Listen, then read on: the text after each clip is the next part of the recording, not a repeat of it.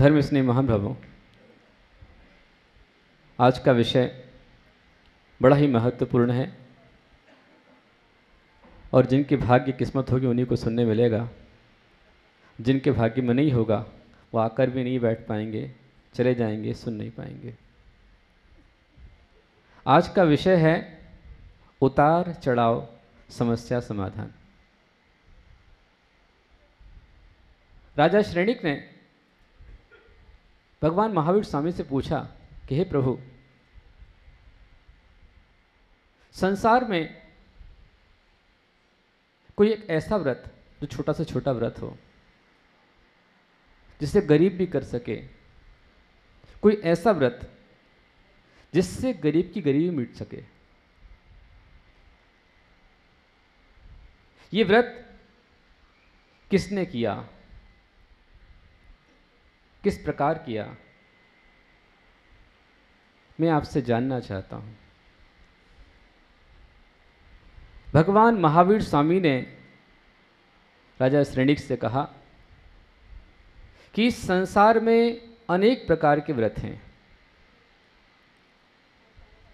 कोई व्रत 1 दिन का होता है, कोई 3 दिन का होता है, कोई 5 दिन का होता है, कोई 8 दिन का होता है, कोई 10 दिन का होता है, कोई 16 दिन का होता है, कोई 1 महीने का होता है, तो 4 महीने का होता है, 6 महीने का होता है, साल भर का भी होता है।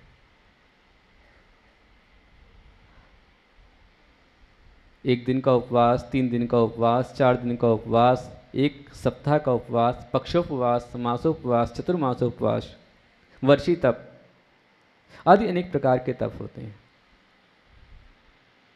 यहाँ जिसकी जैसी शक्ति हो, शक्ति के अनुसार तप है। कीजिए शक्ति प्रमाण, शक्ति बिना श्रद्धा धरे। श्रद्धा तो रखो, शक्ति के अनुसार करो, शक्ति नहीं तो कम से कम श्रद्धा रखो। भगवान महावीर ने बताया, उज्जैन शहर में एक सेठ था जिसका नाम था सागर दत्त। उसकी हवेली पर हमेशा 56 ध्वजाएं फहराती थी और एक ध्वजा बराबर 1 करोड़ स्वर्ण मुद्रा, मतलब 56 करोड़ स्वर्ण मुद्राओं का वह स्वामी था। घर में हीरे मोती जवाहरात यहां वहां बिखरे पड़े थे। व्यापार तरक्की पर था। अनेकों जहाज उसके विदेश में व्यापार करते थे।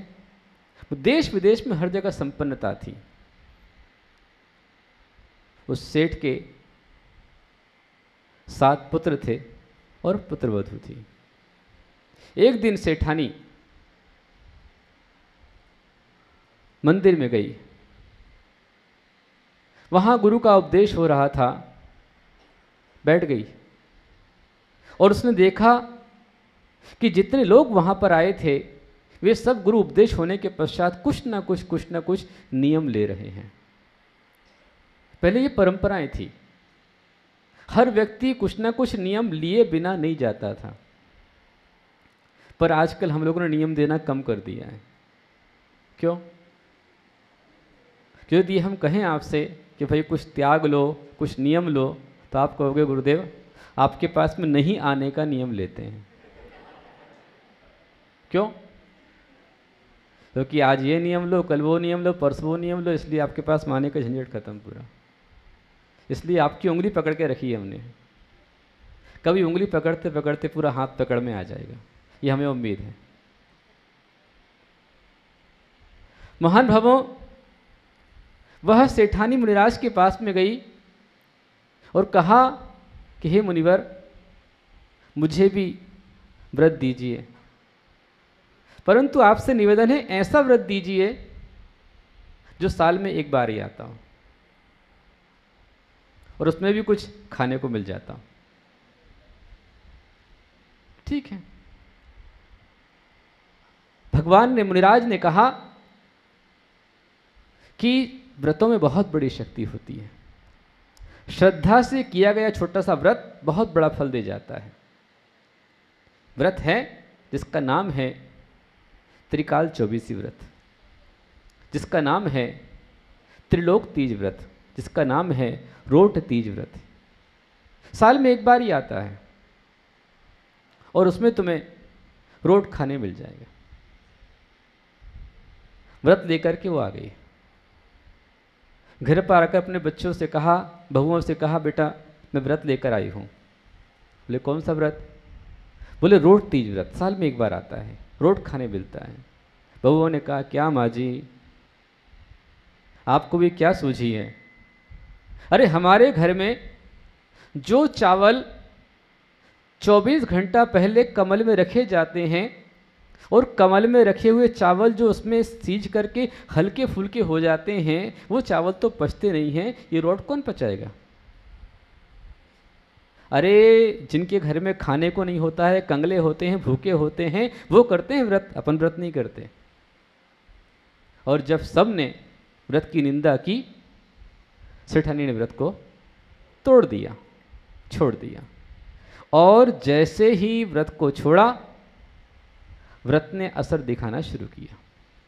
घर में सेठ जी को सूचना मिली कि सेठ जी आपके जितने जहाज थे अचानक लापता हो गए हैं, कोई संपर्क नहीं हो रहा है। और गोदाम में आग लग गई है, अचानक व्यापार में घाटा लगा है, लेनदार खड़े हो गए हैं, देनदार गायब हो गए हैं। घर में पड़े पड़े जो हीरे थे वो कोयला बन गए, मोती पानी हो गया, अनाज सड़ गया, घरों में दीमक लग गई, मकान जीर्ण शीर्ण हो गया, खाने के लाले पड़ गए।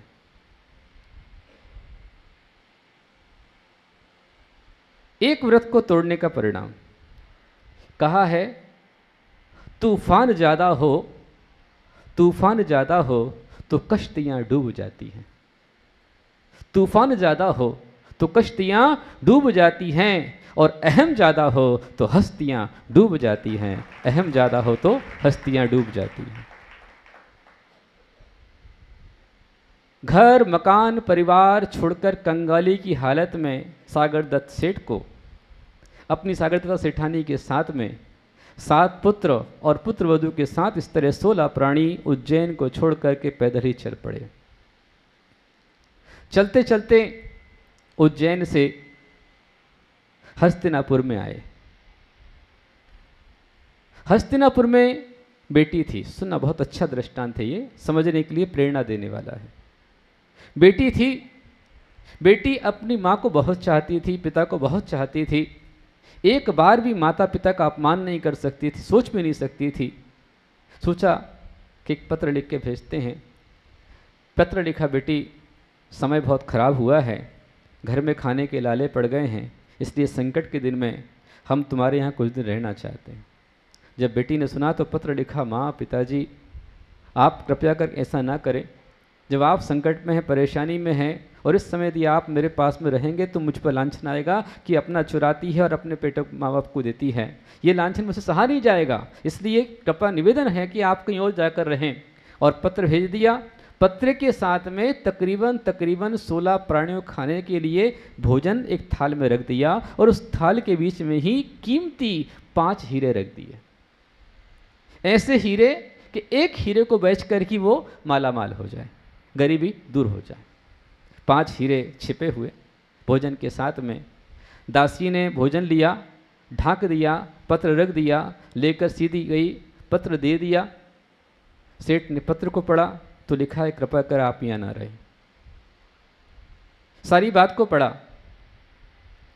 थाली उघाड़ी तो देखा कि थाली में सड़ा गला बासा खाना।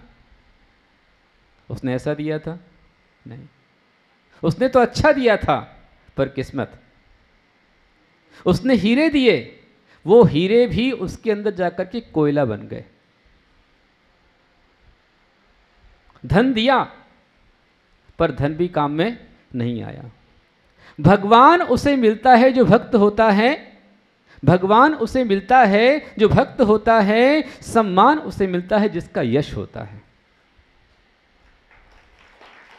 भगवान उसे मिलता है जो भक्त होता है, सम्मान उसे मिलता है जिसका यश होता है। दूसरों के सहयोग देने से क्या होता है दोस्तों?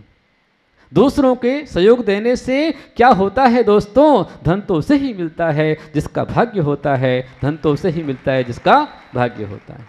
आया हुआ हीरा भी कोयला बन गया, खाना सड़ा गला, जो अच्छा खाना भेजा था उतनी देर में गल गया, सड़ गया, खराब हो गया। उन्होंने उस खाने को वहीं एक गड्ढे में दबा दिया, हीरे उसी थाली के अंदर रख दिए, निशान लगा दिया, चले गए। आगे जाने के पश्चात उज्जैन से निकले थे, हस्तिनापुर पहुंचे थे। हस्तिनापुर से आगे चलते चलते चलते चलते बसंतपुर पहुंच गए। बसंतपुर में जो सेठानी थी उसका भाई रहता था। भाई अपनी बहन को बहुत चाहता था, भाभी अपनी ननद का बहुत सम्मान रखती थी।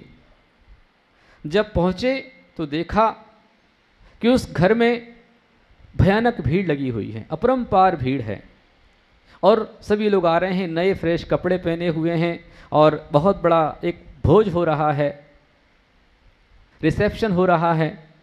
सोचा कि इसमें जाएंगे तो अभी हमारे हाल तो बड़े ख़राब हैं, और जाकर यदि खड़े हो गए तो अपने भाई की बदनामी होगी, इसलिए पूरा का पूरा परिवार हवेली के पीछे गार्डन में चला गया, बगीचे में चला गया। पिछवाड़े में वहाँ रुके हैं कि कार्यक्रम खत्म हो, हम पहुँचें, लेकिन बहुत दिन से भूखे प्यासे थे, खाने को नहीं मिला था। इस कारण से रोटी को तरसते तरसते तरसते तरसते जब कहीं कोई रास्ता नहीं मिला तो सेठानी को दिखा कि अरे हवेली के पीछे जो नाली है उस नाली में से चावल का मांड बह करके आ रहा है। कौन देख रहा है? पेट तो भर जाएगा, कम से कम भूख से तो बच जाएंगे, मरेंगे तो नहीं, ये सोच करके वहीं एक मिट्टी का हंडा पड़ा था, और हंडा लेकर के जो सेठानी जिसके यहाँ पर चावल कमले में रखे हुए खाए जाते थे, जिन्होंने रोट व्रत तीज व्रत को छोड़ दिया, आज वो सेठानी अपने बेटे बहू का पेट भरने के लिए एक हंडा लेकर, घड़ा लेकर के उस नाली के पास लगा देती है, मोरी के पास लगा देती है। मोरी में से गरम गरम चावल का मांड आ रहा था, और वो मांड जो है घड़े में भरने वाला था, इतने भाभी ने देख लिया, और देखते ही सोचा कि अरे ये हमारी बहन जी और इनका परिवार कंगाल है, फटे हाल हैं, और परेशान करने हमको यहाँ आ गए, पता नहीं कब तक परेशान करेंगे। इसलिए जहाँ से मांड बह रहा था वहाँ से एक पत्थर खसका दिया, और जो पत्थर खसकाया वो जाकर घड़े पर गिरा, घड़ा फूट गया, और उबलता हुआ मांड उसके पैर पर गिरा, पैर जल गए।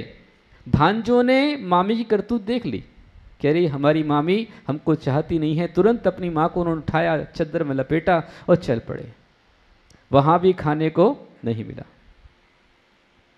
इसलिए महान भावों, एक बात ध्यान रखना, जो हंस रहा है धर्म पे उसे एक दिन रोना पड़ेगा।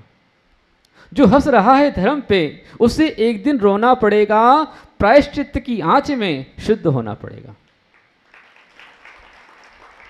जो हंस रहा है धर्म पे उससे एक दिन रोना पड़ेगा, प्रायश्चित्त की आंच में शुद्ध होना पड़ेगा।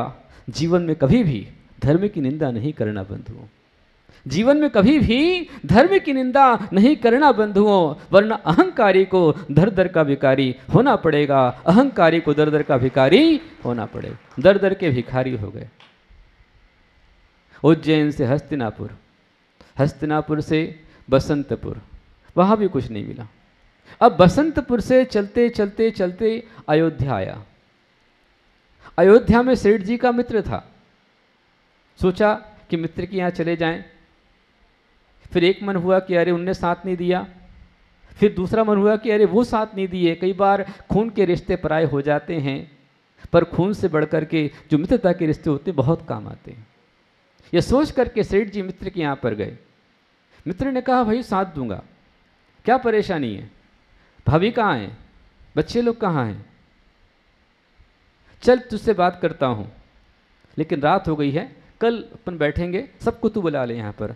रात को सेठ जी सो रहे, जहाँ सो रहे उस कमरे में एक सोने का मोर था। मतलब मोर की मूर्ति, स्टेचू, और उस मोर की चोंच में बेशकीमती डायमंड का एक हार लटका हुआ था। वो हार ही करोड़ों अरबों रुपए का था। सेठ जी देख रहे हैं कि जो हार एकदम लंबा लटका हुआ था, वो जिस बेजान मोर, जिसमें कोई जान नहीं है, चेतना नहीं है, वो मोर भी उस हार को निगलता जा रहा है। और निगलते निगलते पकड़े इतने में तो पूरा हार मोर के मुंह में चला गया। उन्होंने देखा कि ये कर्म मेरे बहुत बहुत प्रतिकूल हैं। जब सुबह नींद खुलेगी, उठूंगा, और जब किसी की निगाह जाएगी तो मुझ पर यह चोरी का आरोप, और मैं अपने मित्र का भरोसा तोड़ना नहीं चाहता, मैं सहन नहीं कर पाऊँ। उस रात की रात में ही सेठ जी निकल करके बड़ी दूर चले गए। इतना दूर, इतना दूर, इतना दूर कि मित्र पहुंच ना पाए, और चलते चलते चंपापुर पहुंच गए। चंपापुर पहुंचने के बाद एक सेठ के यहां पर नौकरी मांगी। सेठ ने रख लिया, कहा कि काम तुम्हें पूरा करना पड़ेगा। जितने पुरुष हैं 8 हैं, 8 दुकान में काम करें, और 8 स्त्रियां घर में काम करें। झाड़ू, चौका, बर्तन, साफ सफाई सब कुछ करना है। बदले में मात्र 5 ग्राम कड़वा तेल